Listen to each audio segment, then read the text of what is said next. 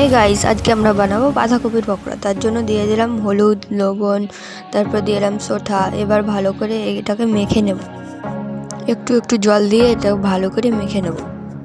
চলো এটাকে ভালোভাবে মেখে নিই প্রথমে, তারপরে তোমাদেরকে দেখাচ্ছি কি হচ্ছে। তোমরা আমাদের সঙ্গে থাকো, হাতে থাকো আর দেখতে থাকো। আর আমাদের ভিডিও যদি ভালো লাগে তাহলে আমাদের চ্যানেলটা সাবস্ক্রাইব আর আমাদের ভিডিওতে কমেন্ট করো, আমাদের পাশে থাকো। তারপর দেখো দিয়ে দিলাম আমি একে একে পকোড়াগুলো তেলের মধ্যে ছেড়ে দিলাম।